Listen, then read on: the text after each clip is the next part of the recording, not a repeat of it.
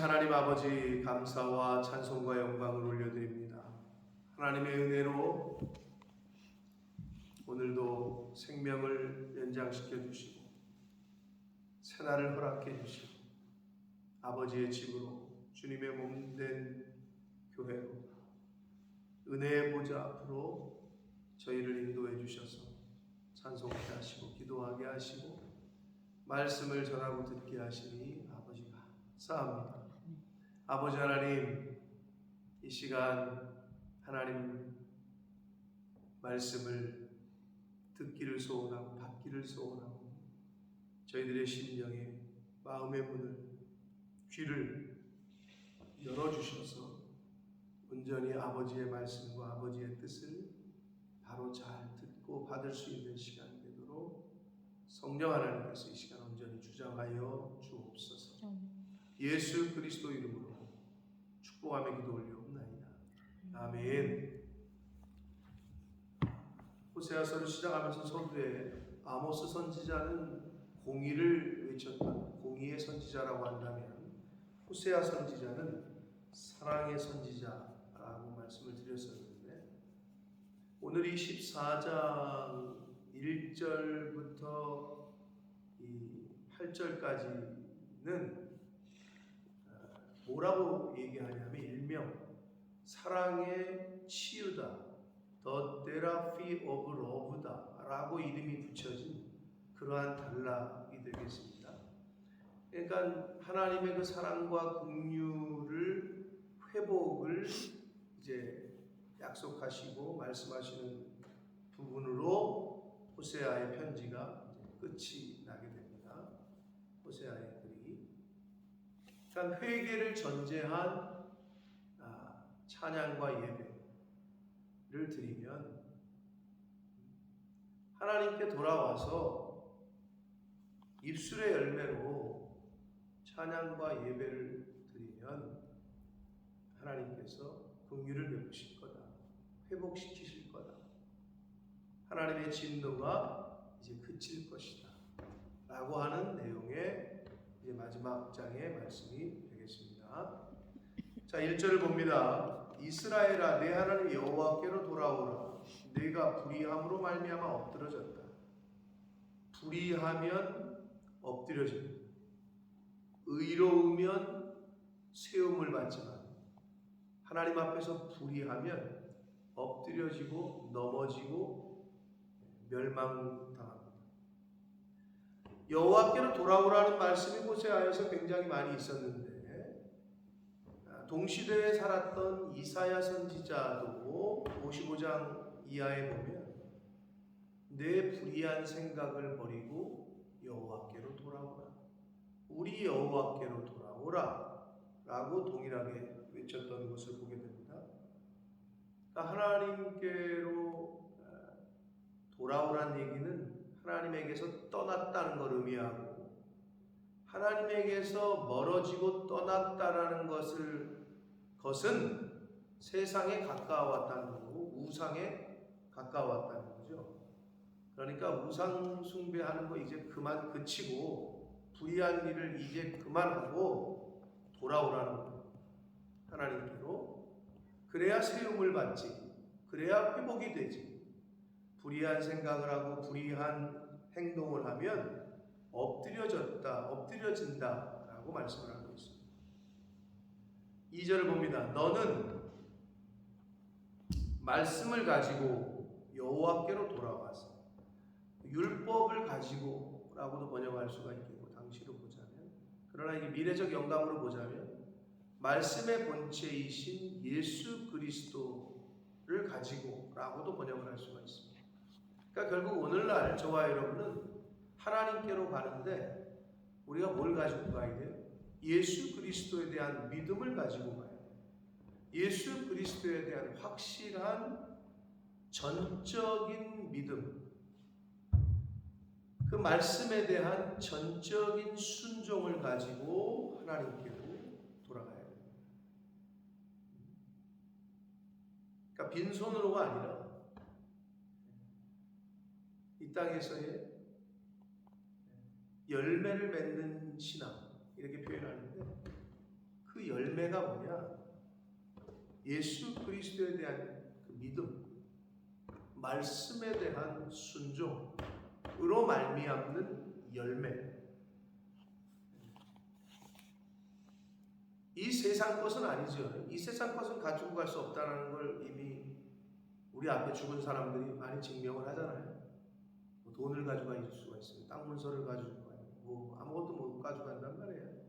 하나님 앞에 가지고 갈 수 있는 유일한 것은 믿음과 헌신과 충성과 사랑입니다. 그러니까 성령의 열매 같은 성령의 열매, 성령으로 말미암는 열매, 사랑과 희락과 화평과 오래 참과 자비와 양성과 충성과 온유와 절제라고 하셨던 그 성령으로 말씀으로 말미암는 열매들을 가지고 하나님 앞에 서야 된다. 너는 말씀을 가지고 여호와께로 돌아와서 아뢰기를 모든 불의를 제거하시고 선한 바를 받으소서라고 얘기하잖아요. 그럼 우리가 여기서 알 수가 있는 건 뭐냐면 우리 인생 가운데 불의를 제거하고 선한 일을 행할 수 있는 유일한 길은 말씀을 통해서만 가능하다라는 걸 알 수가 있습니다. 하나님의 말씀을 통하지 않고는, 예수 그리스도를 통하지 않고는, 마지막에 이제 9절에 십자가의 도, 여호와의 도를 얘기했는데, 여호와의 길은 십자가의 길이고, 십자가의 길은 예수 그리스도를 말하고, 그 예수 그리스도는 말씀의 본체다. 그렇잖아요? 그러면 말씀을 왜 가지고 우리가 신앙생활을 해야 되느냐? 불의를 제거하려면, 선한 바를 행하려면. 왜? 이 세상에 선한 것은 아무도 없고 오직 하나님 아버지만 선하다고 그러잖아요. 그러니까 우리가 이 세상에서 말하는 윤리 도덕을 얘기하는 게 아니에요. 윤리 도덕적 측면에서의 선이 아니라 하나님이 말씀하시는 선, 하나님이 말씀하시는 악, 이걸 우리가 구별해야 되는데, 그 선과 악을 구별하는 것이, 이 세상의 윤리 도덕적으로 착하고 나쁜 짓을 구별하는 게 뭐예요? 그게 헌법이죠. 그래서 헌법을 지키면 착한 사람이고, 학교에서 학칙을 지키면 착한 학생이고, 안 지키면 나쁜 학생이고, 그 나쁘다와 선하다, 착하다의 기준이 법이듯이 하나님 앞에서의 선과 악의 기준은 하나님의 말씀이라는 거예요. 그러니 이 말씀을 모르는데 무슨 선을 행하며 무슨 불의를 제거할 수 있겠냐 말이에요. 네. 하나님의 말씀을 듣지 않고 읽지 않고 배우지 않으면 하나님 앞에 갈 때 빈손으로 가게 됩니다. 그럴 수밖에 없어요. 그리고 불의를 제거할 수가 없다. 내 안에 섞여 있는, 혼합되어 있는 육신의 생각, 정욕들, 불의한 생각을 제거할 수가 없어요. 내 힘으로. 그래서 말씀이 있어야 되는 거예요. 우리가 수송아지를 대신하여 입술의 열매를 주께 드리겠다. 자, 예수 그리스도께서 희생제물이 되신 이후로 이제 더 이상 우리가 송아지 안 잡고 비둘기 안 잡고 하잖아요. 교회 올 때 말씀을 가지고 여호와께 와라. 수송아지로 제사 드릴 필요가 없는 거예요.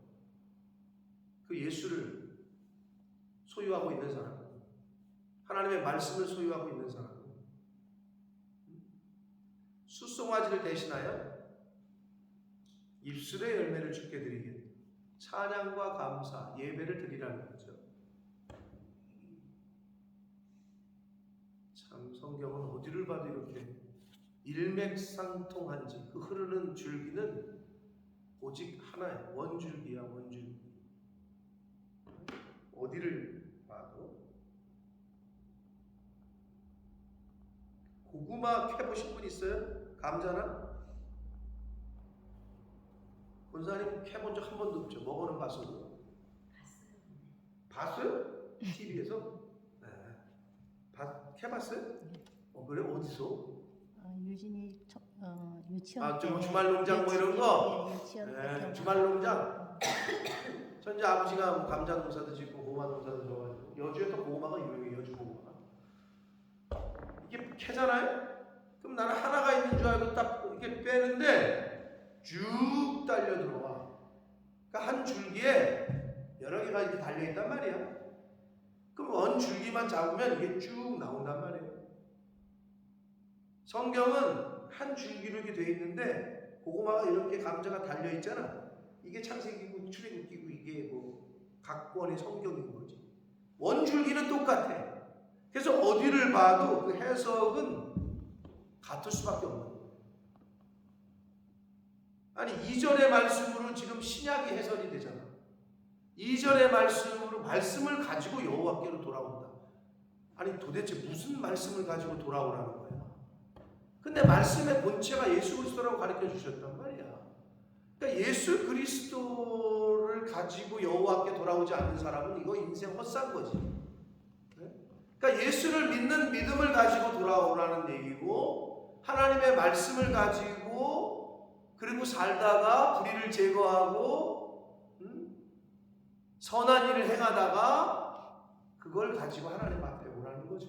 그러니까 이게 참 성경을 보면 우리가 흔히 말하는 소름 끼칠 때가 많고 어떻게 이럴 수 있을까? 이걸 어떻게 이렇게 맞출 수 있을까라는 생각이 드는데 사람의 힘으로 되지 않는다는 게 감화와 감동으로 됐다라는 말씀이 그러지 않고는 이게 답이 나오지가 않아요.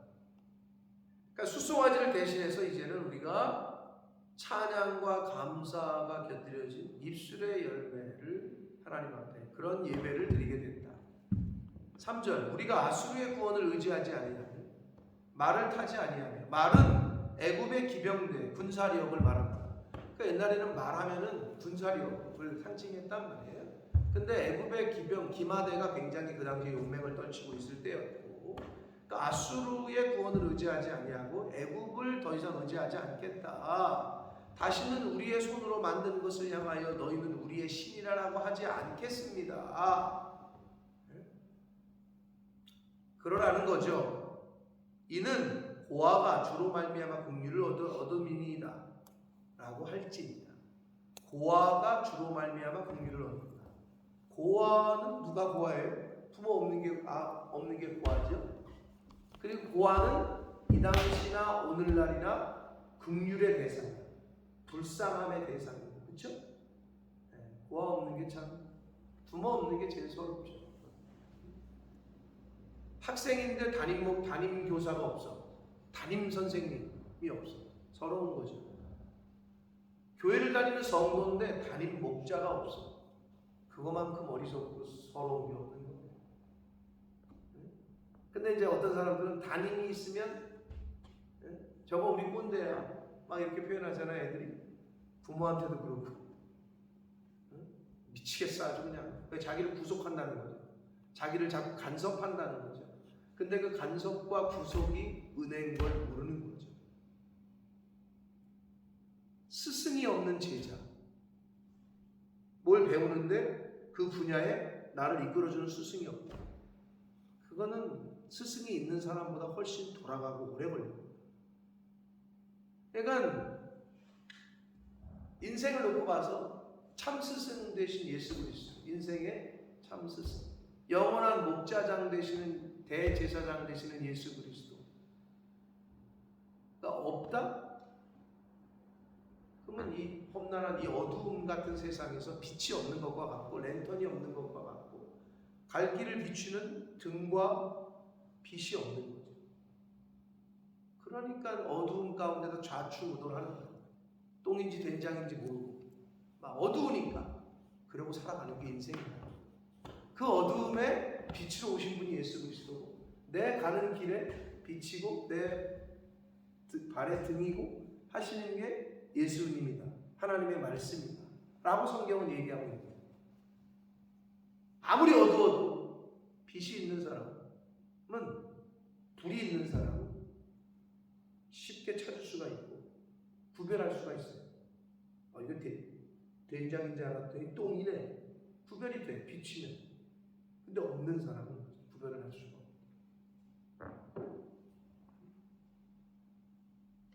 고아가 그럼 누구를 말하게 해요? 이스라엘을 말하는 거예요.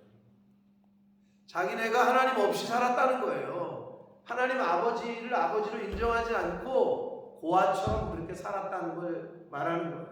그래서 고아가 주로 말미암아 긍휼을 얻음이니이다. 그러니까 자기네가 고아처럼 그렇게 살았는데 하나님으로 말미암아 이제 긍휼을 얻었다라고 할지니라. 그렇게 고백하라는 겁니다. 그러니까 이스라엘의 형태예요. 영적 상태. 고아는. 자, 이렇게 하나님께로 돌아온다면, 이렇게 입술의 열매를 주께 드린다면, 이렇게 너희들의 삶 가운데 불의를 제거하고 선한 열매를 맺는다면 하나님의 진노가 이제 그칠 텐데, 4절 내가 그들의 반역을 고치고 기쁘게 그들을 사랑하리. 여기서도 참 반역한 건 이스라엘이잖아요.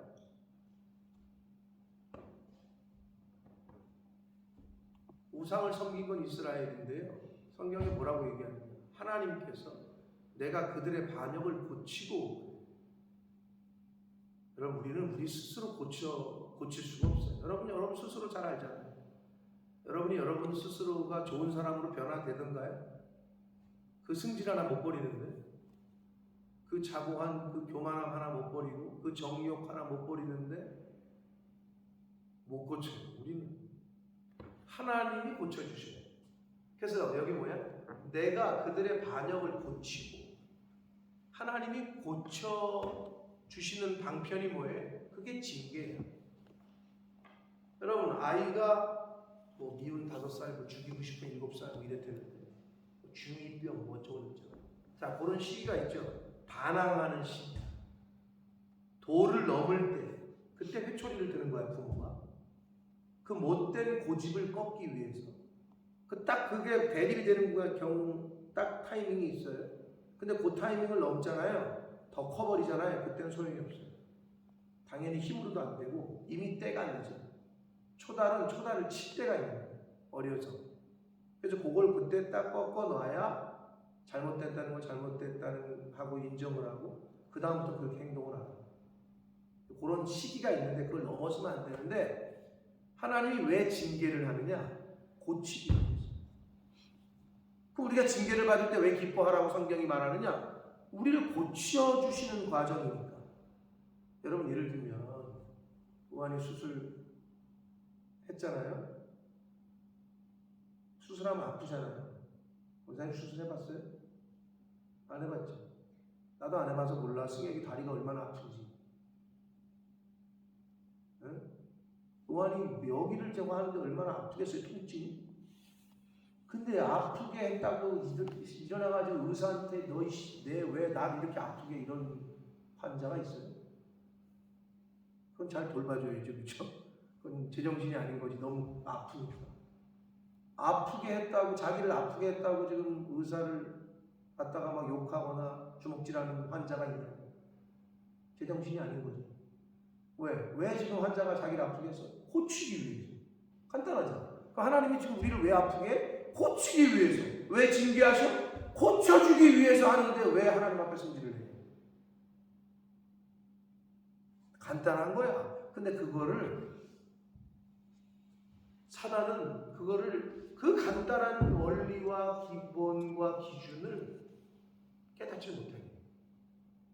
당장 내가 힘들고 아프고 징계를 받으니까, 그러니까 요즘 뭐 선생님들 제가 볼 때는 여자는 중고등학교 선생님 못해요. 때리지도 못하거나 딱 회초리 붙잡고 선생한테 대들잖아요. 그거 어떡하려고? 트라우마가 선생들이 학생들 앞에 쓰지 못한다. 애들도 컵거리와. 그러니까 이게 이제는 도를 넘었습니다. 이미 한국의 교육 풍토가, 뭐 여기도 마찬가지라고 그러대. 뭔 소리냐? 선생이 이것 말건 떠드는 건 뭐 기본이네. 나는 이해가 안 가. 근데 왜 그래? 처칠 때는 교실에 사랑의 몽둥이가 있었대요. 영국도. 근데 이게 왜 인권, 애들의 인권, 학생의 인권 어쩌고 저쩌고 인본주의로 흐르니까 어떻게 돼? 그거 사라지고 애들 때리면 안 된다. 때리면 안 되니까 머리 함투 위에 올려 있잖아. 말도 안 되는 얘기지. 그렇게 되고 있거든요. 교회에서 징계를 안 하니까 어떻게? 말씀 위에 목사 머리 위에 올라 있다니까. 하나님께서 징계를 안 하면 어떻게? 하나님 위에 앉으려고 할 거야. 그게 우리 인간이야. 그러니까 바벨탑 쌓은 거 아니야. 야, 우리가 하늘에 한번 다 보자. 그 바벨탑의 상징이 바로 내 안에 있는 그런 마음이에요. 그게 바벨탑이야. 내 안에 이미 바벨탑을 쌓고 있는데도 바벨탑인지 모르는 사람들이 숱하게 있을 거예요. 근데 하나님이 그걸 허무셔. 얘 좀 봐라. 허문다.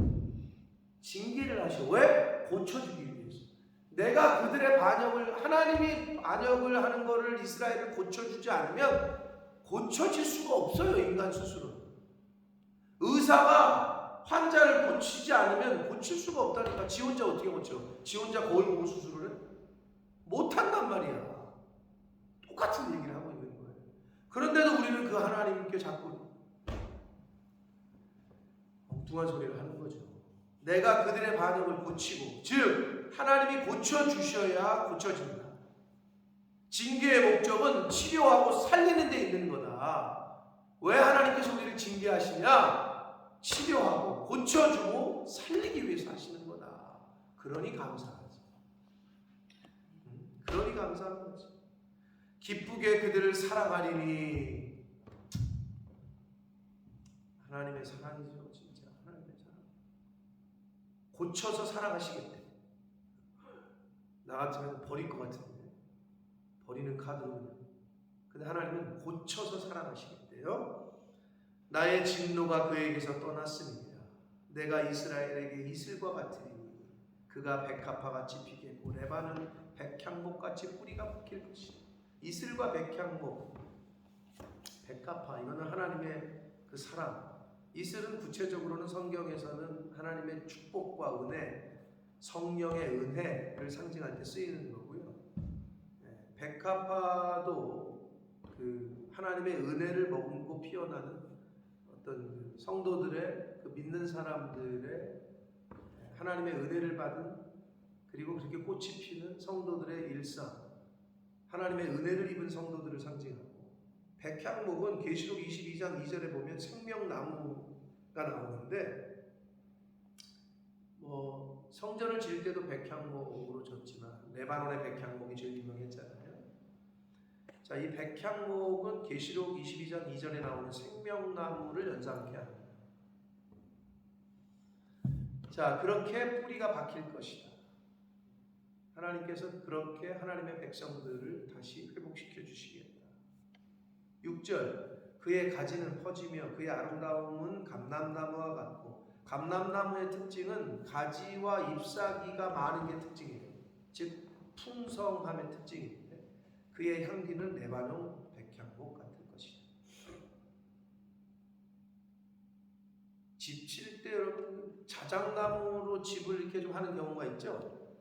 자작나무로 인테리어를 하는 경우, 몸에 좋다고 그러잖아요. 향기도 그렇고 사람 인체에 좋아서 집안의 벽을 자작이나 천장을 자작나무로 많이 하잖아요. 그게 이제 향기도, 향내도 그렇고 사람 인체에도 좋다고 해서 그렇게 한다는데, 비슷해요. 백향목이 향기가 좋은 거죠. 그 그늘 아래 거주하는 자가 돌아올지라. 그들은 곡식같이 풍성할 것이며 포도나무같이 꽃이 필 것이며 그 향기는 레바논의 포도주같이 될 거다. 한마디로 하나님께로 돌아오면 이렇게 풍성한 삶을 살다는 건데, 결국 하나님과의 관계가 회복되면 우리 인간의 삶은 풍성해지고 풍요로워진다라는 것을 얘기하고 있는 거예요. 그렇기 때문에 돌아오라는 거예요. 돌아온다는 얘기는 관계의 회복을 의미해요. 집 나간 자식이 집으로 들어온다는 얘기는, 집으로 돌아온다는 것은 부모에게 아버지 제가 잘못했습니다.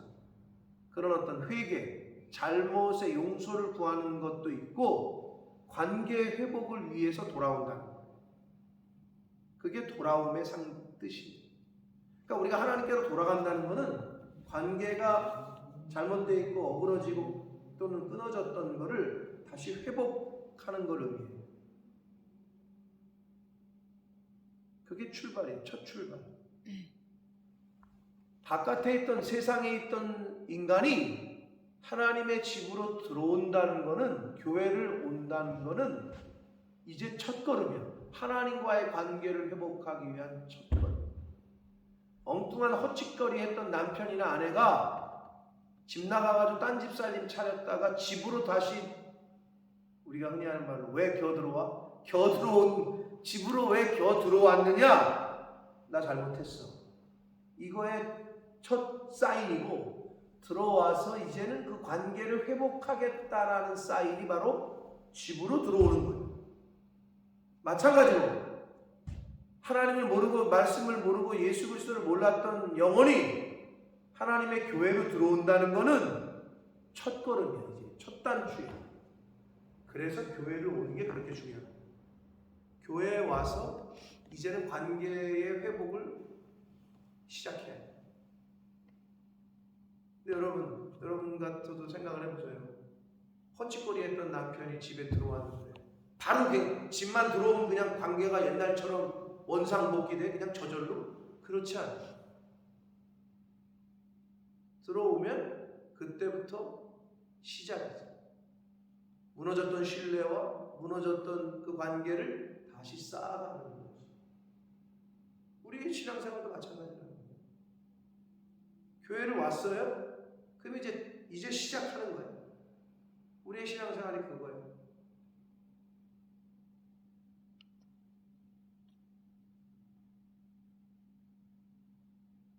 집으로 들어온 남편이 아내가 관계를 회복하기 위해서 노력을 해야 되겠죠.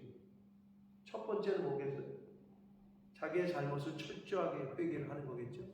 여보, 내가 다시는 이제 철저하게 진심을 다해서 회개를 해야 되겠죠. 잘못을. 그런 과정이 필요할 거고, 처음 들어오면 당분간 각방 써, 뭐 이렇게 되겠죠. 그리고 이제 살면서 이렇게 하면서 노력을 하겠죠. 다시 무너졌던 신뢰를 쌓기 위해서 그런 과정이 필요하죠. 교회만 들어오면 하나님과 그냥 딱 붙어? 이게 안 된다. 그런 관계들을 계속해 나가는 거죠. 그게 우리가 교회에서 해줘야 될 새신자들을 향해서. 또 내가 하나님 앞에서 하나님과의 관계를 그렇게 해나가려고 노력을 해야 되는 거겠죠. 근데 교회를 나온 사람이, 집에 들어온 사람이 100% 되는 게 아니라고 그랬잖아요. 근데 집에 들어왔는데 다시 또 회사 출근하고 바깥에 나가면서 헛짓거리를 또 해. 그럴 수 있잖아요. 교회 온 사람이 교회만 나오면 끝나는 게 아니라는 게 왜 그래? 교회를 다니기 시작했어. 그럼 교회를 다니면 하나님과 100%가 되냐? 성령의 열매를 저절로 맺느냐? 갑자기 수준이 이렇게 올라가느냐? 그렇지 않다니까. 교회를 다니긴 매번 다니긴 다니는데, 회사 갔던 사람이 집에 들어오긴 들어오는데 스스로 노력을 안 하면 그 관계, 그 신뢰는 쌓이질 않고 회복이 안 된다고. 관계. 교회를 계속 아무리 10년, 20년 다녀도 하나님의 말씀을 여기 있는 대로 우리가 열매 맺으려고 하고, 말씀을 지키려고 하고, 말씀을 바로 알고 배워서 그런 노력을 안 하잖아요. 그럼 제가 비유를 든 것처럼 집에는 들어왔지만 계속 들락날락한 하숙생하고 똑같은 거지. 교회는 다니는데 성장이 안 되는 거지. 하나님과의 관계가 친밀감이 없는 거지. 10년을 다녀도 똑같고 20년을 다녀도 똑같고 30년을 다녀도 똑같아요. 왜? 그런 과정이 없으니까.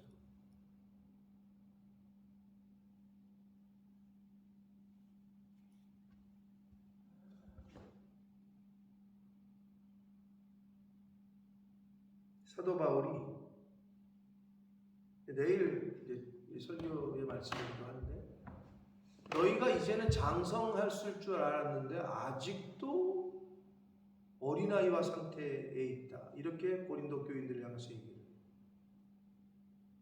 단단한 음식을 먹을 줄 알았더니 아직도 젖을 먹고 있네 얘네가. 여러분 어린아이가 어린아이인 건 맞아요. 어린아이는 어린아이죠.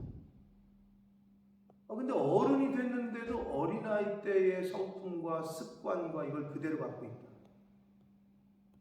그럴 때 우리 옛날 어르신들이 뭐라고 그랬죠? 어른인데 애 행동을 해. 그럼 뭐라고 그러죠? 뭐라고? 뭘 못한다네? 나이는 먹었는데 어린아이 같은 행동. 나이 값을 못하냐고 그러잖아. 나이 값. 아니 교회를 20년, 30년, 40년 대를 이어서 몇 대째를 믿는데 어린아이 같아. 아직도 젖을 먹고 있는.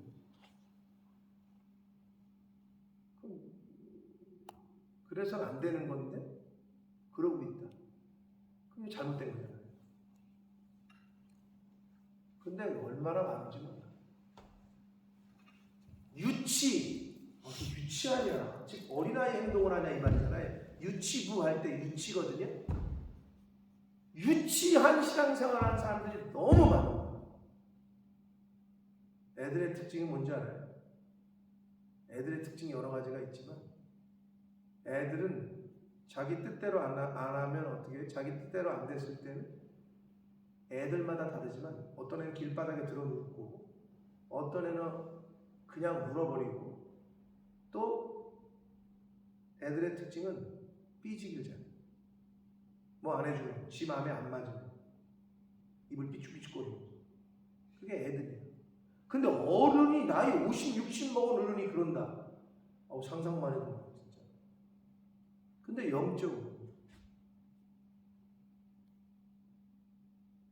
일반적으로 육신의 나이 50대 이제 제가 내일 말씀을 드리겠지만 나이별로 나눈단 말이에요. 유아기, 사춘기, 성년기, 노년기.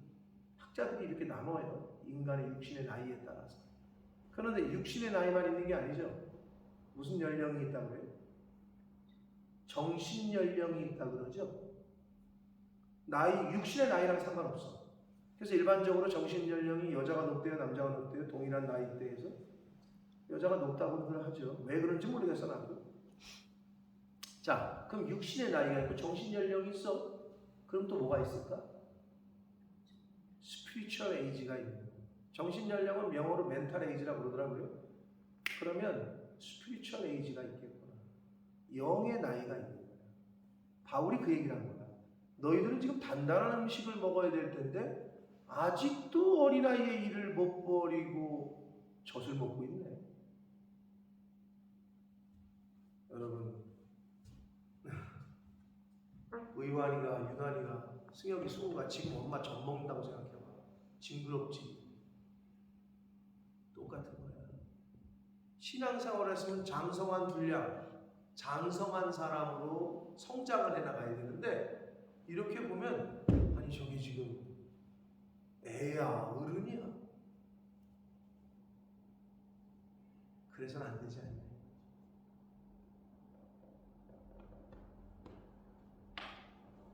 하나님께로 돌아오면 관계가 회복되면 풍요로워집니다. 여러분 이 땅에서 정말 풍요롭고 풍성하고 평안한 삶, 감사한 삶, 하나님과의 관계가 잘 되면 돼요. 그리고 여러분 아무리 돈을 많이 벌어도요 부부 간의 관계가 깨져 있고 부모와 자식 간의 관계, 즉 가정 가화만사성이란 말이 왜 생겼겠냐고. 아무리 장사가 너무 잘 돼, 내가 벌려놓은 사업이 너무 잘 돼. 근데 집에 들어가면 전쟁이야. 부부 간의 관계가 어그러져 있고 부모와 자식 간에 이건 완전히 콩가루 집안이야. 다 소용없어요. 돈 아무리 벌어도. 근데 돈을 좀 못 벌고 힘들었는데 집에만 들어가면 평안해. 나를 위로해주는 아내가 있고 나를 격려해주는 자식들이 있고 이게 천국인 거야. 근데 세상 사람들은 돈은 많이 생겼는데 집에 들어갔는데 다 깨져 있는데 그 위로와 그 사랑을 어디서 찾아? 집에서 못 찾으니까 내 아내한테 못 받으니까 엉뚱한 여자한테 가서 찾는 거예요. 돈 주고. 근데 그건 아주 제한적이고 돈에 따라서 움직이는 그 진정한 사랑, 진정한 위로, 진정한 평안이 아닌데 이미테이션이라도 얻고 싶은 거지. 왜? 집안에서는 그게 안 되니까. 그런 위로를 못 받으니까. 격려를 못 받으니까. 그게 세상이다. 지금 돌아가는. 그러니까 가정이 무너지면 다 무너지는 거예요. 관계가 단일이 안 돼 있으면, 부부가 한 몸이 안 돼 있고 가정이 딱 하나가 돼 있지 않으면 다음 단계로 가기가 어렵습니다. 에브라임의 말이 내가 다시 우상과 무슨 상관이 있으리요 할지라. 이제 다시 우상 섬기지 않겠다는 거죠. 내가 그를 돌아보아 대답하기를 나는 푸른 잣나무 같으니 네가 나로 말미암아 열매를 얻으리라. 인간은 하나님으로 말미암아 진정한 인생의 열매를 맺게 됩니다. 이스라엘에게 풍성한 열매, 은혜를 주시는 분이 하나님이시다. 내가 나로 말미암아 열매를 얻을 것이다. 저와 여러분은 하나님으로 말미암아, 하나님의 말씀으로 말미암아 열매를 얻을 수 있습니다. 그러니까 하나님을 통하지 않고는, 하나님이 주시는 것이 아닌 것은, 하나님의 말씀을 통한 성령의 열매가 아닌 열매들은 맺은 것보다, 맺지 않은 것보다 못하다. 세상의 열매는 안 맺는 게 좋아요. 거짓된 열매는 안 맺는 게 좋습니다. 원래 해야 될 관계가 아닌 다른 관계는 안 맺는 게 좋다. 근데 이 다른 관계를 해서 열매를 맺어버리네. 웬 여자가 띵동하더니 애를 안고 왔네. 끝난 거라고. 근데 세상이 그런 쪽으로 그렇게 유혹을 한다고 버텨낼 힘이 없다니까요. 하나님으로 말미암아 열매를 얻을 수 있다. 마지막 9절 봅니다. 누가 지혜가 있어 이런 일을 깨달으며 누가 총명이 있어 이런 일을 알겠느냐? 모르죠. 우리는 알 수가 없기 때문에 지혜의 영인 성령을 구해야 되는 거고, 총명, 명철인 하나님의 말씀을 통해서만이 이런 거를 깨달을 수 있는 거예요. 여호와의 도, 십자가의 도는, 십자가의 부속의 신비는 세상에 하버드 다니는, 무슨 옥스퍼드 다니는, 캠브리지 다니는, 서울대 다니는 박사들이 깨달을 수 있는 게 아니고요. 하나님의 지혜, 성령을 통해서만이 깨달을 수가 있다. 여호와의 도는 정직하니 의인은 그 길로 다니거니와 그러나 죄인은 그 길에 걸려 넘어질 것이다. 이 여호와의 도라고 지금 호세아 선지자는 그랬지만 사도 바울은 고린도전서 1장 18절에 십자가의 도라는 표현을 썼는데 같은 거예요. 십자가의 도가 멸망하는 자들에게는 미련한 것이지만 구원을 얻는 우리에게는 하나님의 능력이다. 세상 사람들은 십자가는 미련하다고 봐요. 세상 사람들은 교회를 미련하다고 보고, 세상 사람들은 교회 다니는 성도들을 미련하다고 해요. 야, 너는 바보같이 거기다 갖다 퍼주고, 너는 맨날 왜 벌어가지고 남 도와주고, 왜 이렇게 미련하냐? 왜 이렇게 바보 같으냐? 라는 소리를 들으시면 잘 살고 계십니다. 크리스찬으로서. 근데 세상의 칭찬을 받는다? 그건 조금 퀘스천이에요. 성도는 세상의 칭찬을 받을 수가 없어요. 성도의 삶을 살면 칭찬을 받을 수 없어요. 진짜 성도의 삶을 살면 미련하다는 소리를 들어요. 바보 같다는 소리를 들어요. 좀 심하면 미쳤다는 소리를 들어요. 그래서 그게 예수쟁이라고 해요. 쟤는 예수쟁이야. 근데 그 소리를 안 듣잖아요? 어우, 저 사람은 세상 나보다 더해. 이거는 뭔가 잘못된 거예요. 십자가를 가슴에 품고 사는 사람은 기본적으로 희생을 해야 돼요. 예수님은 지금 죽었어요. 죽지는 못할 남자. 우리는 기본적으로 희생을 해요. 물질의 희생, 시간의 희생, 육체의 희생. 근데 사람들은 이 세 가지 다 싫어요. 돈을 남을 위해서 내가 미쳤어 지금? 시간이 금인데 뭔 소리야? 내가 왜 저 사람을 위해서? 내가 왜 이런 일에? 그게 세상이에요. 근데 교회 다니는 사람들까지도 점점점 세속화 돼가고 있죠. 어? 기본적인 걸 구분을 못해요.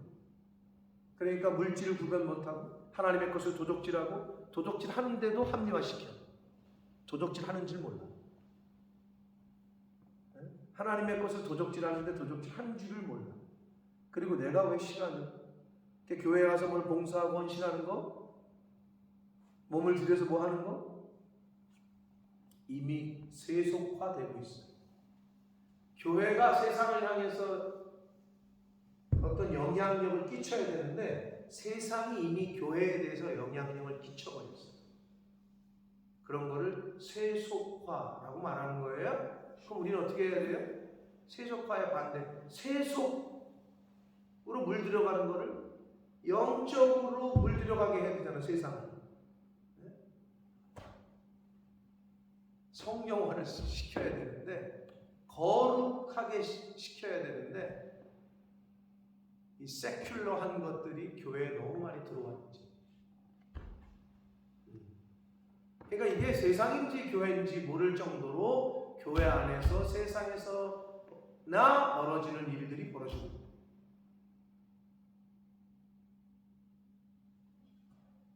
그런 거를 잘 구별해내고 잘라내고 가지치기를 해야 됩니다.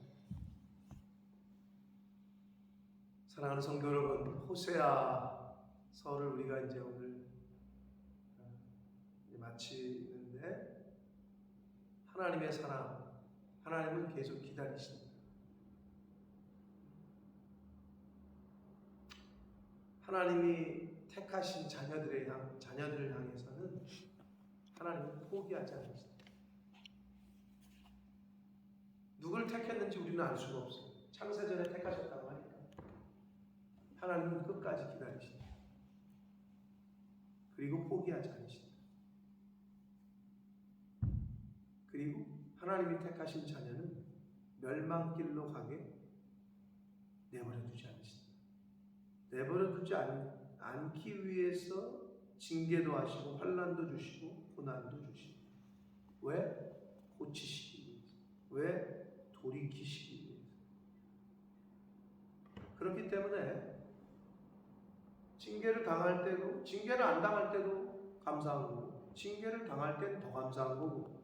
왜? 하나님이 나를 사랑하시는 게 더 분명하게 드러나는 거죠. 환난 가운데에서 기뻐할 수 있는 이유가 바로 그거예요.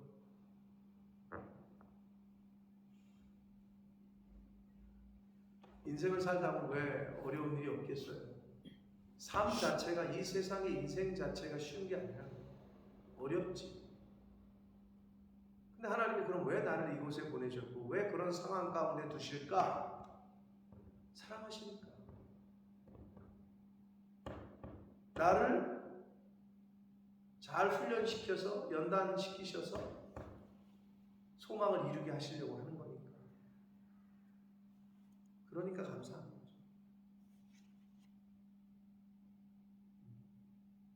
바라기는 저와 여러분이 하나님 앞에 가는 그 순간까지 입술의 열매, 감사의 말, 찬양, 하나님을 찬양하는 그런 입술, 감사의 입술, 찬양의 입술, 예배의 입술들이 되시기를 축복합니다. 그렇게 사시다가 하나님 앞에 가야지.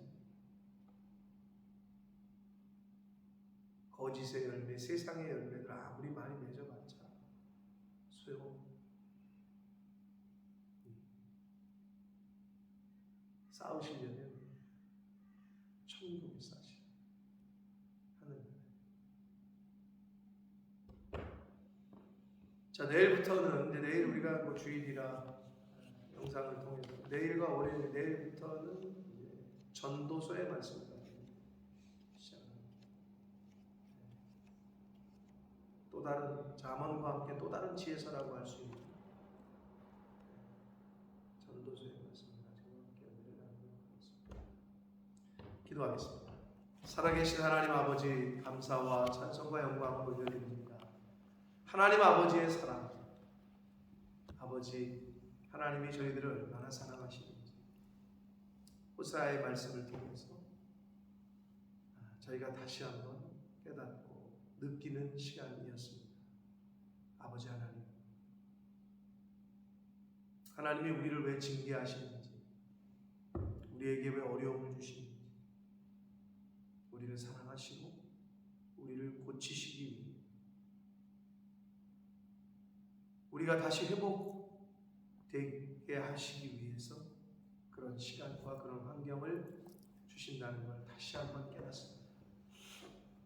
아버지, 그러니 아무 일 없을 때에도 감사해야 되지만 정말 어려움 가운데, 고난 가운데 있을 때 더더욱 감사할 수 있는 저희들이 되게 주옵소서.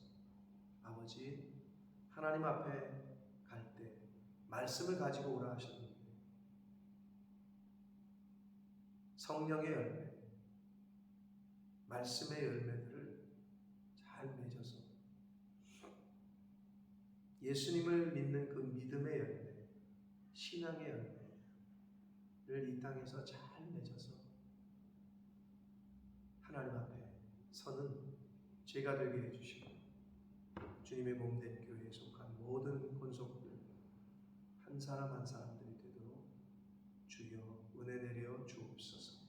아버지, 교회까지도 세속화되고 있는 이 시대에 믿음을 지키기가, 나의 거룩함을 지키기가 너무나도 어려운 이때에 한 사람 한 사람이 자신의 있는 영역에서 내가 지켜야 될 걸 지키고 행해야 될 걸 행하는 그러한 하나님의 자녀들 세워질 수 있도록 성령 하나님 임마누엘 동행해 주시고 함께해 주옵소서.